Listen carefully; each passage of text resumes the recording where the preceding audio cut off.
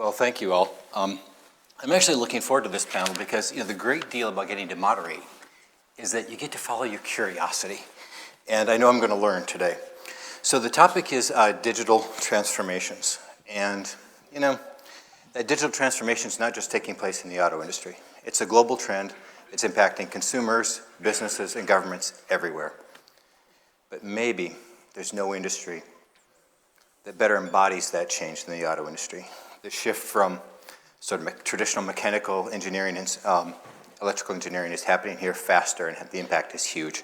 So we want to explore the impact of sensors, data, computational capacity, and connectivity. So to do that, first I'm just going to have everybody introduce themselves. I'm Lance Bultena. I'm with a law firm called Hogan Lovells. We're global. We've got about 2,500 lawyers, and we have a sector group called Mobility and Transportation that has about 700 lawyers. And my job is to be the thought leader for that group. So our panel, Sabine, we'll start with you since you're right in the middle. Okay. We want to be confusing. We don't want to just go down the line. We got to keep them on their toes. So Sabine. Absolutely. Quick introduction, Sabine Scheunert. I'm heading the worldwide division in running the digitization in our company, Mercedes-Benz. It's a global team, and we have a lot of, as you said, we are really talking about the revolution behind the revolution, so huge transformational task in terms of digitization, but also enabling the full electric shift towards the new concept of mobility. Excellent. And now, Manja.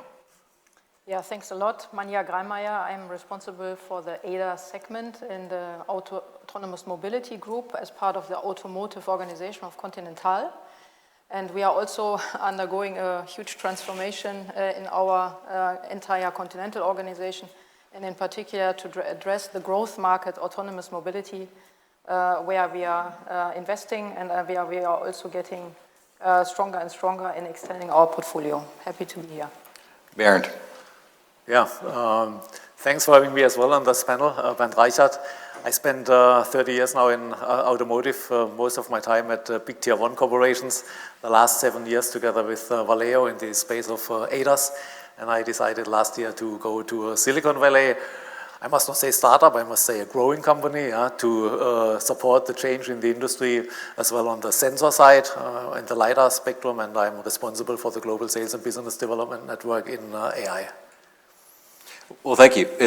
Transformation implies, change, in fact, very significant change. And two of you from companies that we've all heard of, they've been around for many decades, they're global.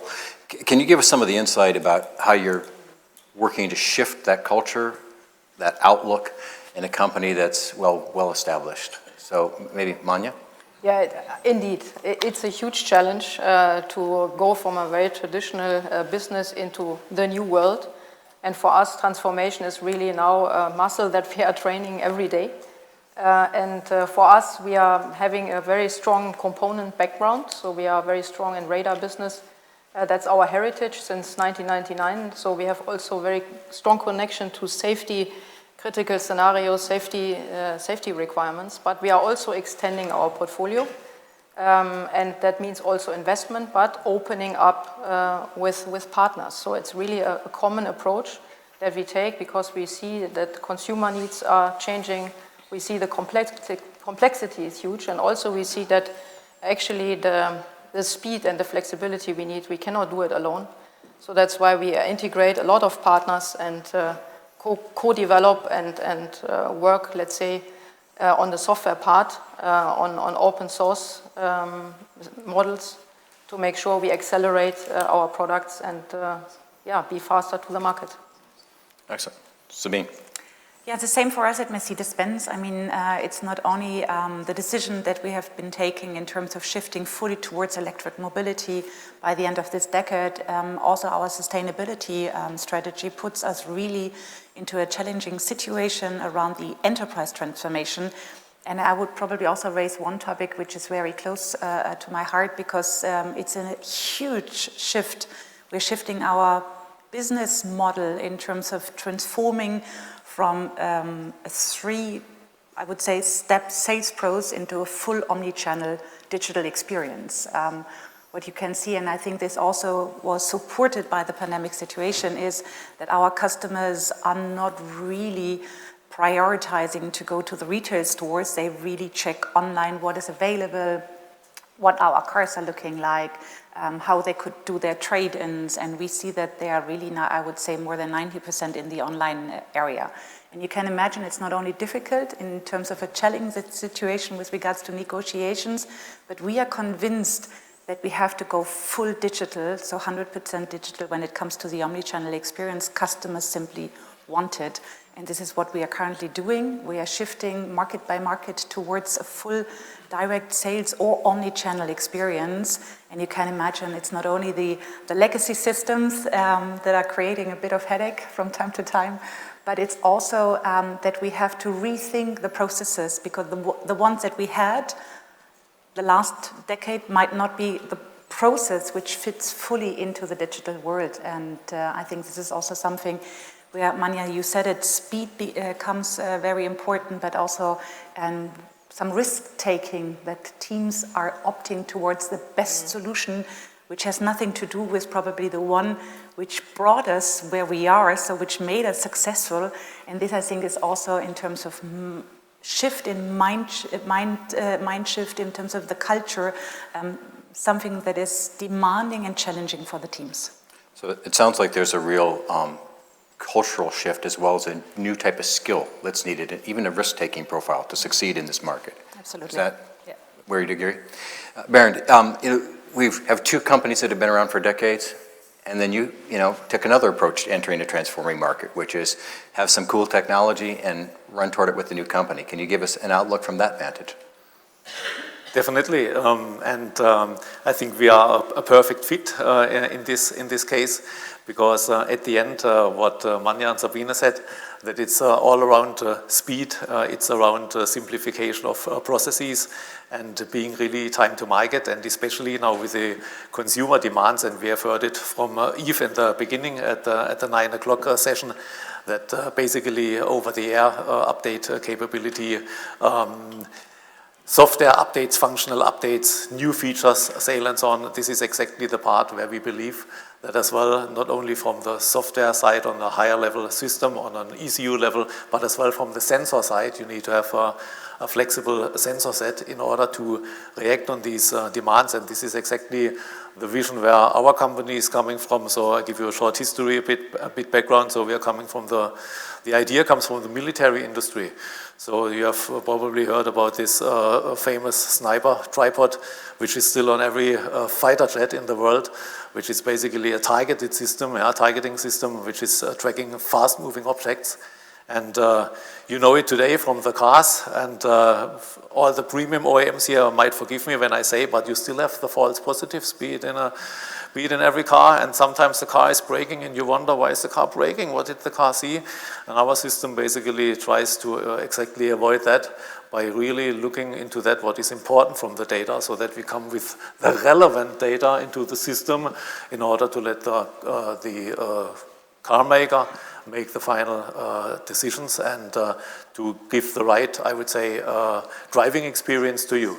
And with this flexible sensor set, we are able as well and will enable the OEM to update the systems, and even in the area of autonomous driving and active safety, to offer improved feature set by adapting the sensor over the time. And this is one of the topics where we can as well help to accelerate these processes and the speed of our, in this case, with our partner Continental. Yeah. Well, let's dig into that a little bit. As I understand it, in the past, when a vehicle was sold, it was kind of optimized and fixed, and the revenue stream kind of stopped there. Now we have a software that can change, it can improve, it can be modified, it can have new challenges introduced. That significantly changes the relationship and the revenue stream. Can we dig into a little bit about what that means for the company, what sort of products and services you see deriving from that kind of change, and so that we can get a better, fuller vision of the future? I think, how about Sabine, you start us off? Yeah, because I think I have to correct you a little bit, because Okay. the revenue stream didn't stop. We have our after-sales area, which is huge and also contributes enormously, not only to revenue, but also EBIT. But you are absolutely right. We see there a huge potential because we can keep our cars fresh. And this is something that really changes, which we didn't have. So you bought your car either as a first owner or as a second or third or fourth, yeah, and the car was somehow the car that was bought years ago. Now we have, first time ever, the opportunity to keep the car fresh and also to offer our customers digital services, products, where we are hopefully able to create what we call the Mercedes Me ecosystem, which is sticky enough where we are in continuous dialogue with our customer, and this changes.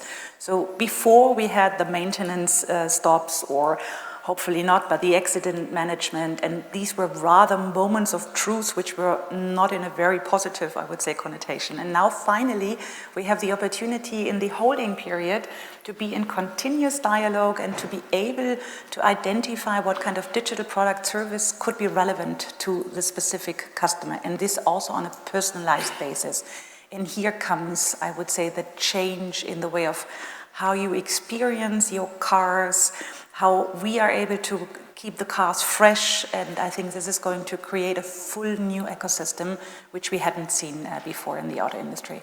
And is that changing the relationship between OEM and dealer, or not a concern for you? I mean, what we always said also by shifting towards the omnichannel is that it's absolutely clear that we want to keep a very, very successful partnership. We are talking to entrepreneurs. We did everything in terms of having very strong retail organizations around the globe.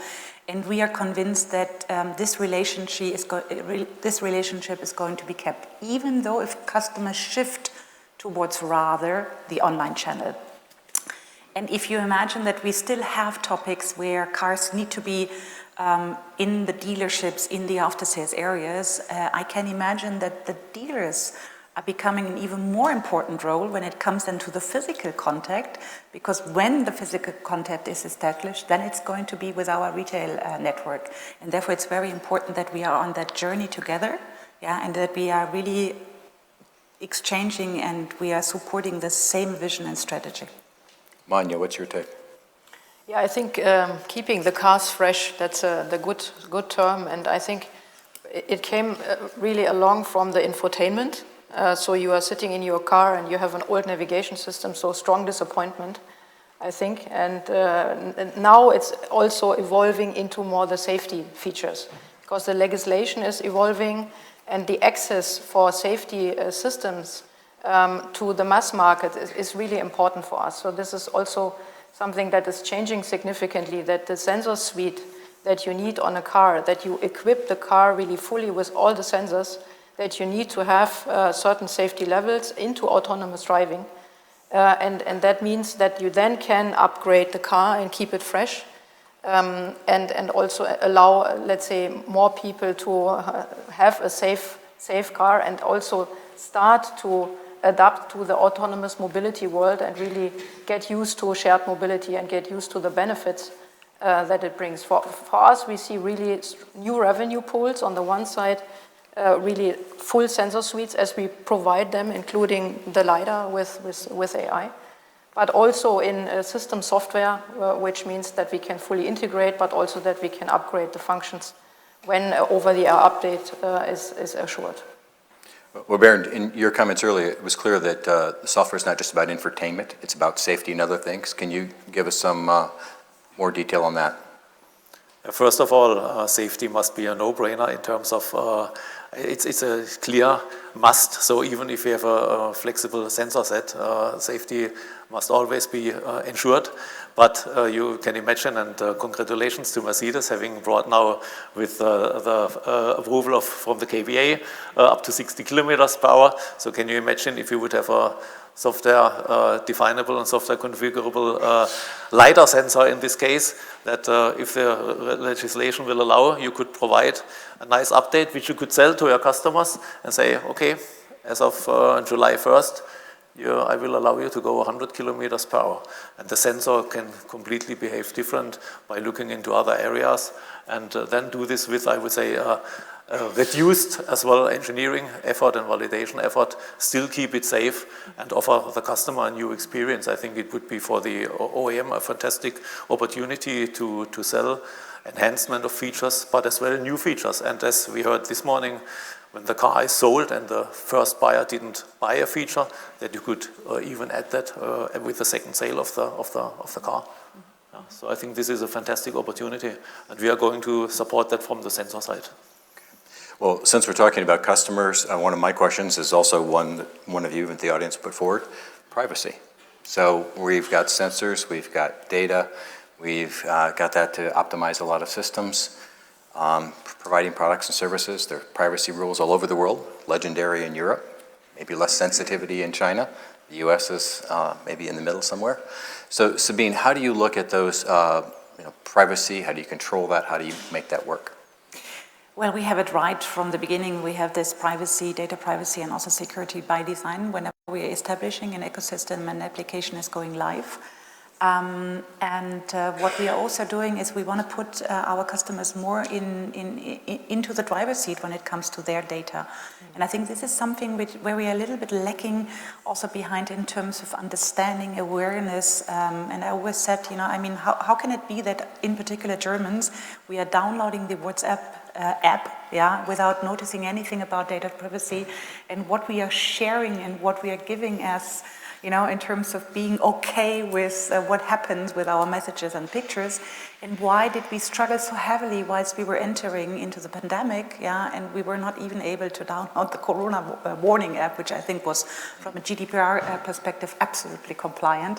And here it comes that the sensitivity in terms of that we have to create an awareness around also when it comes to GDPR.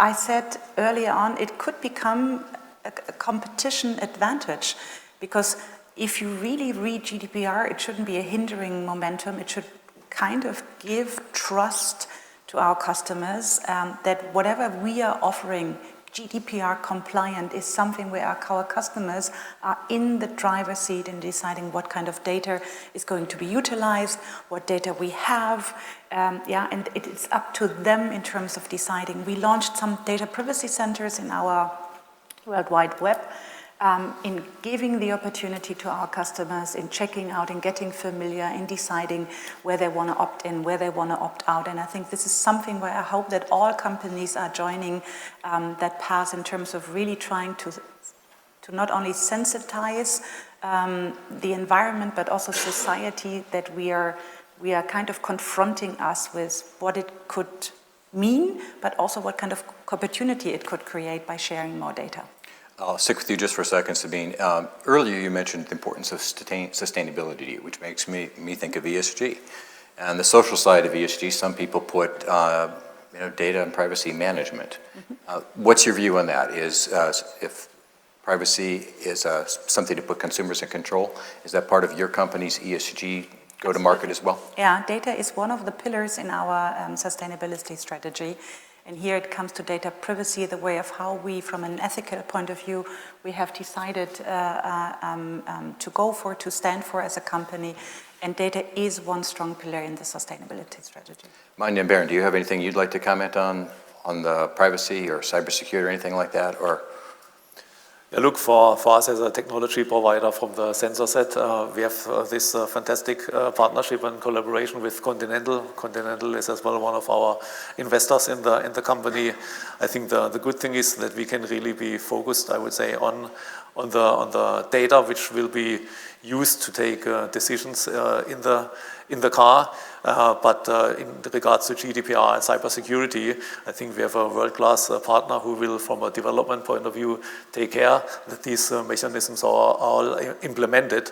And this goes at the end hand in hand, as our teams are very much close together and nearly seamlessly integrated, I have to say, especially as well from a physical distance, I have to say, because the main development team is in Santa Barbara of Continental. Our team is located in the Bay Area. So, and at the end, it's our common responsibility to respect these requirements from the industry, so that this is at the end GDPR compliant. Yeah. Well, Bernd, you've kind of led us down a path of, we have a traditional OEM, a well-known tier one supplier, and a new entrant. How is that software-defined vehicle, this digital transformation, changing that relationship between OEM, suppliers? It's got to be a big shift within the industry. Well, Sabine, you're with the OEM. Let's start with you. I would say that software is going to change the way of how we operate, where we see opportunities, how business models are changing. And what I can clearly state for my company is that I would say that software becomes a dominating part, yeah, in terms of not only the discussions that we have in our top management, but also when it comes to skills, what is needed in terms of shifting more and more towards a full software-driven, data-driven company. So very, very relevant for us. Okay. And actually also a huge challenge to find the talents to really change the dynamics and speak the language of software in the company, and also become more a learning organization, which we are growing into more and more, that we are also taking, as mentioned before, a different approach in our culture to say, okay, failure is normal, we learn from it, and then we move on. And this is completely a shift that we are also working on, that software becomes more our DNA than, let's say, the component side, but actually both needs to go together, and it's both is important, I would say. Bernd, do you have a view?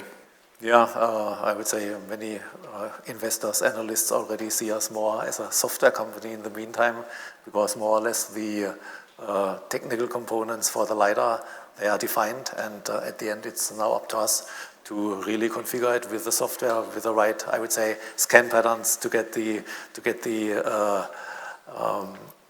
everything what is in front or in the rear of the car to get detected and measured. So this is more and more software, and I would say 70–80% of our teams in engineering are in the meantime software. So it's a very important factor, and this goes obviously then hand in hand, and then being integrated in the higher level system on the Continental side. Well, we're getting some questions from the audience. They like the idea of keeping the car fresh. But I'm getting the idea that there's also a question, well, that sounds great, but how do you make it happen? You know, what has to happen with maybe the software and the sensors and the like, so that the idea of change is real, not just talked about? Does anyone have a perspective on that? Yeah, I think to ensure this, you need a really scalable sensor set, okay, and adaptable sensor set. So actually you need to really develop it with the ambition to ensure autonomous driving is possible. So really, really important that this is considered in the requirements. And then also to be able to integrate entire systems into the car. And when you ensure this, you can also then have the opportunity to upgrade then the functions along the life cycle of the vehicle. Well, Bernd, how do you do that? I mean, I think of your company with its sensing capacity, its software. How do you build a sensor so that it's future-proofed? Until recently, we have seen that many specifications we have received from the customers, they were basically looking to physical KPIs of the sensors. This is changing in the meantime. So we get more and more requirements where the customer says, I have a highway pilot application, for instance. I want to see 400 meters at 130 kilometers per hour, and I want to see the lost tire, I want to see the pallet, the wooden pallet on the street and so on. They're coming with this. And then they say, I have an urban mode where I need to take care for cut-ins of pedestrians and bicyclists, and I do not need to see 400 meters, yeah? But I need to have my resolution completely different. And we are coming more from this approach that we try to understand the use cases of the customers, and then basically configure the sensor really depending on the driving mode. Yeah? So for instance, a highway pilot, the sensor behavior will be different than when being in urban mode, because as said, on the highway with 130 kilometers, you must not take care for bicyclists making cut-ins at 5 meters. But when you are obviously in urban mode, you don't need to look 400 meters. So that's why we're coming more from the features the OEMs want to offer. We try to understand the use cases rather than just looking to the physical KPI of the sensor, because these legacy sensors, they are defined, and then the OEM usually has to live with this sensor a couple of years and cannot change anything. Okay. Well, we've bumped up on the role of governments with privacy, touch with ESG, because that's getting regulated, you know, the transition to EVs. It's kind of a government pull as well as companies pushing in that direction. So I'm curious about the role of government regulation in this world of digital transformation. So I'm going to just ask you to kind of run with it. You could comment on how is the shift to EVs shifting our world, what has to happen regulatorily for this to realize the vision that you're trying to achieve. So Sabine, why don't we start with you? Well, let me try to take it from a very positive direction. I mean, the recent decision in terms of combustion engine, the full shift towards electricity. I mean, you can see always the glass half full or half empty, and let us try to see it from a half full perspective. I hope it gives now the right push towards also our decision. I mean, we took a very risky decision in shifting fully towards electric cars by the end of this decade. And I think that we need to take that shift very seriously, not only from a corporate area, but also from an individual area. What we are currently doing is really trying to enable that our customers now also shift towards full electric offering by creating a bit more trust in terms of range anxiety. We still have in Europe in particular range anxiety. It comes to hopefully the heavy investments which are still needed in terms of the electric infrastructure when it comes to charging. Here we are trying to give some products in our World Wide Web in terms of where you find charging stations. We are looking also with other companies in terms of easing the process of charging, which still takes longer, which is a shift in terms of how customers were used to fuel it now to charge. But it also comes to an e-cost calculator. So what is this car all about and how much is it really costing me? And I think, again, we are trying to enable the shift towards full electric by offering those products digitally to our customers in terms of really, hopefully, in reducing the barrier that still customers have. All right. Well, Bernd, there's been autonomous drive vehicles, and the route to them is seen as strategically competitive geopolitically between the US, Europe, China. Everybody seems to want it, but yet the regulatory environment's kind of challenging. How do you look at that regulatory structure and maybe where vehicles are rolled out or designed? Do you have any concerns there? I would not say concerns. At the end, we see it, I would say, in the entire world that the regulation is going forward. We see it with the European initiatives, potentially in the EU, maybe even easier than looking, for instance, to the United States, where we have obviously all the companies in Silicon Valley very, very active, very fast moving forward. But on the other side, then going from one state to the other, you go from California to Nevada, from Nevada to Arizona, you can have different rules which we have to apply, which makes it at the end, I would say, difficult to find a nationwide regulation. So that's potentially one of the advantages of the EU. And China obviously is moving very fast. We have seen that the Chinese OEMs are taking a lot of risk speed in the implementation of domain controllers on software, that they take very fast decisions. But they have as well a different kind of culture, because at the end, when they make mistakes, I would say they repair. They are very fast, and they have a very, I would say, their process world looks different. Yeah, so they can, and you know it by heart much better from your experience. Sabine, I let you comment on that. But I think there, from a cultural point of view, it's very different. For us, the market, we are open for that. For us, it's more or less the topic still how to protect the IP. Well, let me drill that a little bit. I need to highlight something. I'm an American, obviously. You figured that out by accent. We have, we're here in Germany. And, a few years ago, if you were doing this, whether you're in Asia or the US or Europe, you had this kind of sentiment. The Americans and the Chinese move very, very quickly and take risk. And the Europeans were kind of pessimistic about the ability to get it together regulatorily, and thought the development and the investment would be elsewhere. And Bernd just said something that I just can't resist flagging. A sense that the EU is ahead, and that in some ways it's easier because it's a holistic system. Is that where you're taking it right now? And that's important. Yeah, but there's one other element, Lens, which is, okay. Are we ready I would say, from the practical environment to implement what the regulation will allow us? Just take, for instance, okay, we don't talk about trucking today, but if you look to commercial trucking and what is possible in the US with this long distance, from warehouse to warehouse, it's different. Can you imagine to implement that in Europe, getting from, I would say, Hamburg to Rome, which should be usually easy when being on a highway? I think we have a complete different, I would say, system how we are built, and I think we have other challenges. Even if the regulation will be potentially faster, right, we will have other challenges just from the way how we are structured. Any other comments about the regulatory dynamic on sort of software-defined vehicles or advanced driving? Well, maybe just one comment. I mean, it took me nearly 45 minutes this morning to come here for, I think, 5 kilometers. I don't know whether this is related to Munich, but if I just also compare it to Stuttgart, and probably also the German Autobahn, and currently we have to do something. I think it was not only decided yesterday in Elmau. Europe has to accelerate in terms of the investment when it comes to infrastructure. And here we are talking about the Autobahn, the autoroads, the main roads, city centers. Infrastructure when it comes to charging. I see there in nodding faces.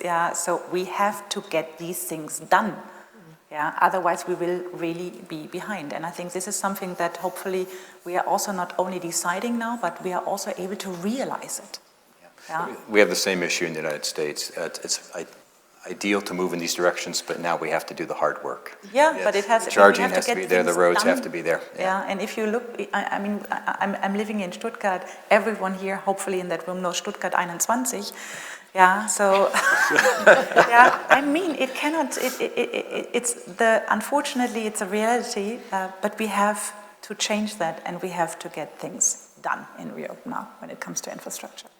Well, you know, one of the questions is, we're living in an increasingly complex geopolitical world. It wasn't so long ago that we, didn't seem like there were any trade-offs. People talked about chimerica, supply lines could be long and thin and opaque, and we didn't worry about it. And now the world is shifting very quickly. And there's aggressive competition between the US and China for the last few years. And with Russia's recent war in Ukraine, it seems a lot more real. And I'm getting a lot of questions about how do we handle the increasing challenges between the US and Europe and China. It's a touchy question, but when you have a global business with a global scale, how do you think about that? How do you handle these major markets that are important to such big companies? Everyone's rushing to answer that question. So maybe let's simplify it. I assume nobody's willing to surrender either the US market or the Chinese market. Is that correct? No, why should we? Right, exactly. So I think I'm going to have to transition from there and just note the challenge. When you have such informed speakers from global companies who are reticent to answer the question, that is the most telling answer you can give. So the competition that's happening right now on the global scale is going to impact every company. It's going to impact all of us as consumers and every governmental entity out there, and it's a challenge. And the trade-offs are hard and they're difficult and they require daily attention. And I can tell you that they fill my email inbox with questions. So why don't we just leave it there and know that we're all going to have a lot of difficult things to manage together, and God willing, it will work out reasonably well. So let's do a time check. It looks like we've got a couple of minutes. Brenda, do we have time for a couple of questions from the audience, or how do you want to do it? Well, I'm going to take that as we can just keep going. We're getting questions about sort of the infotainment side of things, the living room in the car. How do you transition to that sort of experience? The phrase is the living room experience in the car and entertainment. Sabine, Manja, do you want to talk about the infotainment center a bit and how the digital transformation is changing what happens in the car? Yeah, I mean, we have been, I remember, I mean, since many, many years now, we are talking about a third place inside the cars. And what Bernd mentioned in terms of also now that autonomous driving is getting more and more real, we will see it. So people will spend time in their cars, not only because they are in traffic jams, and I was this morning in Munich, and 45 minutes is a long time to wait. And then you are able to do other things whilst your car takes over then the driving control. We believe in that concept. So the third space in terms of having an infotainment being able to access your ecosystem, being able to not only do your job or having an office integration, but also being able to have a shopping experience, to organize things in your private life. I think we will see it more and more in the next years to come. All right. Anyone else? I cannot agree more. This is definitely, I think, the way we are going, and it goes far beyond infotainment and navigation.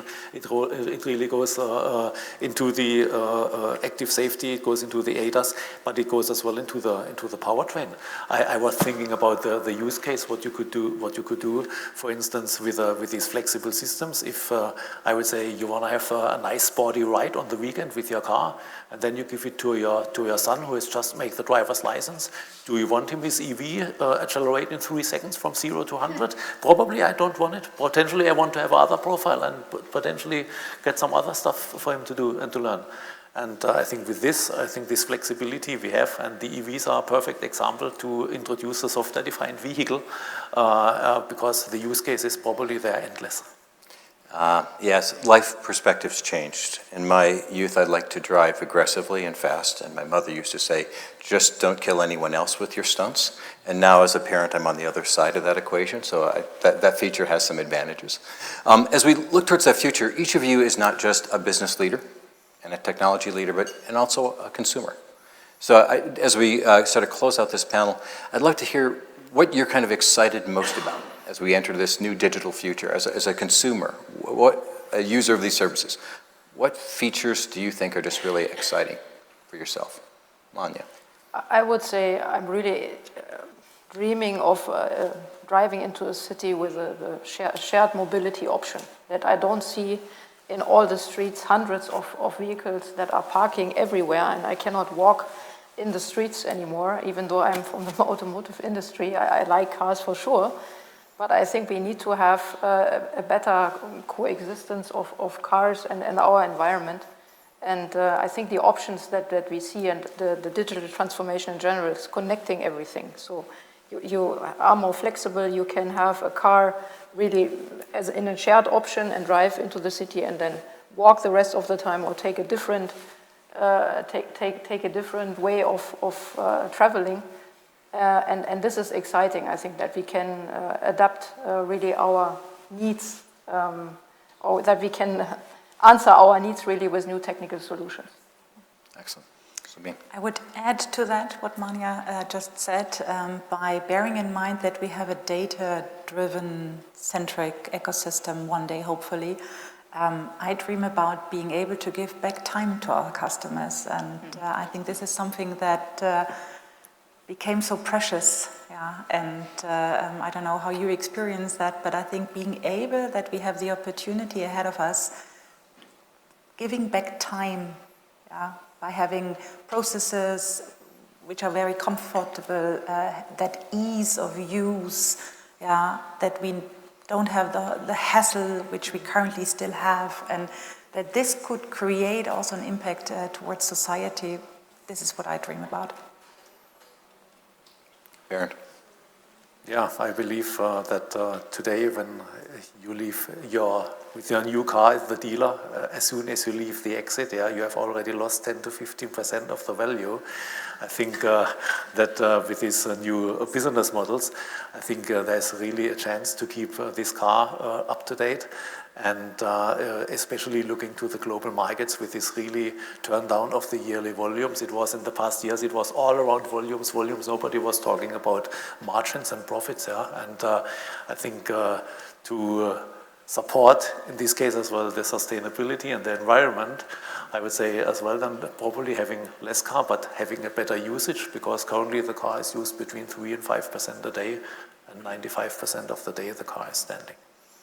So that would be my wish for the future. I find myself not able to resist answering my own question, which is in addition to time, in my distant past of economics, the cost of transportation is critically significant for economic development and for an individual. And when we can not spend as much time and we can have lower costs, on average people spend about 8% of their budget on transportation, that's a big pull. And that's really important for economic development. And I've been a part of some research in the US that shows those advanced vehicles will really advance economic development for the poorest elements of society. And one other thing, my parents, I remember having to take away the car keys in rural America. And that meant that they were completely and utterly stranded in their house in a small town, 75 miles from a doctor. And new types of transportation will really transform people's lives as they age. And I think that's really an exciting future. So we've got some challenges to go through technologically, regulatorily, with global scale, but I think the future is going to be really amazing. And I really want to thank all three of you for helping create that future for the benefit of all of us. So I guess it's back over to Brenda for our next session. Thank you all. Thank you. Thank you.